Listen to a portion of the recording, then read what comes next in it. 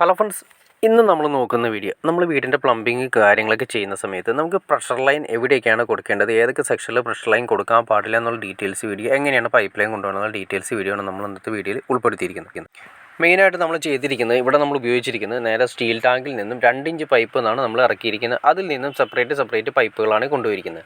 ഈ പൈപ്പുകളെല്ലാം തന്നെ അതിന് സെപ്പറേറ്റ് വന്നിരിക്കുന്നതാണ്. ആദ്യത്തെ പൈപ്പ് എന്ന് പറഞ്ഞാൽ ചൂടുവെള്ളത്തിൻ്റെ പൈപ്പ്, പിന്നെ രണ്ടാമത്തെ പൈപ്പാണ് പ്രഷർ ലൈൻ മെയിൻ പൈപ്പ്, മൂന്നാമത്തെ പൈപ്പ് 1.5 ഇഞ്ച് പൈപ്പ് എന്ന് പറയുന്നത് പ്രഷർ ലൈൻ ഇല്ലാത്ത പൈപ്പ്, പിന്നെ ഒന്ന് വേസ്റ്റ് പൈപ്പ്.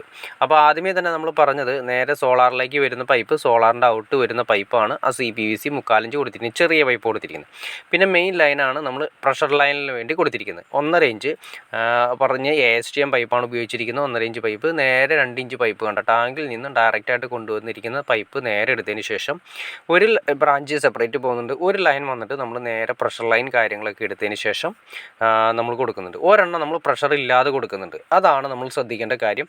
അതൊരു 1.5 ഇഞ്ച് പൈപ്പ് പോകണമുണ്ടോ, അത് പ്രഷർ ലൈൻ അല്ല പോകുന്നത്. ആ പ്രഷർ ലൈൻ അല്ലാത്ത പൈപ്പ് വേറെ ഒന്നുമില്ല, നമ്മുടെ കൺസീൽ ചെയ്യുന്ന ഫ്ലഷ്, അതുപോലെ തന്നെ ചെറിയ ഏരിയ ഹെൽത്ത് ഹോസറ്റിൻ്റെ ഏരിയ, അതായത് നമ്മൾ ബാത്റൂമിൽ ഉപയോഗിക്കുന്ന ഹെൽത്ത് ഹോസറ്റിൻ്റെ ഏരിയ, ഫ്ലഷിൻ്റെ ഏരിയ, ഈ ഏരിയകളിലെല്ലാം തന്നെ പ്രഷറിൻ്റെ ആവശ്യം ഉണ്ടാവില്ല. കാരണം വെച്ചാൽ ഹെൽത്ത് ഹോസറ്റ് കാര്യങ്ങളൊക്കെ ഉപയോഗിക്കുന്ന സമയത്ത്, അതായത് നമ്മൾ ബാത്റൂമിൽ ഉപയോഗിക്കുന്ന ഹെൽത്ത് ഹോസറ്റ് ഉപയോഗിക്കുന്ന സമയത്ത് ഹൈ പ്രഷർ ആണെങ്കിൽ നമുക്ക് ശരീരം ഭയങ്കരമായിട്ട് വേദനയും കാര്യങ്ങളൊക്കെ എടുക്കാൻ ചാൻസസ് ഉണ്ട്. അപ്പോൾ അതുകൊണ്ട് അത്രയും പ്രഷർ നമുക്ക് ഹെൽത്ത് ഹോസറ്റിൻ്റെ ഏരിയ ആവശ്യമില്ല, ഫ്ലഷിൻ്റെ ഏരിയയിൽ ആവശ്യമില്ല.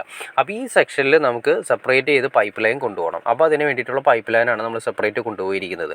ബാക്കിയുള്ള ഏരിയകളിലെല്ലാം തന്നെ, അതുപോലെ തന്നെ നമ്മുടെ വാഷ് ബേസിൻ്റെ ഏരിയ, കുളിക്കുന്ന ഡൈവേർട്ടറിൻ്റെ ഏരിയ, ബാക്കി കിച്ചണിൻ്റെ ഏരിയ, ഇവിടെ എല്ലാം തന്നെ ബാക്കി എല്ലാ കോമൺ ഏരിയകളിലും നമുക്ക് പ്രഷർ ലൈൻ കൊടുക്കാം.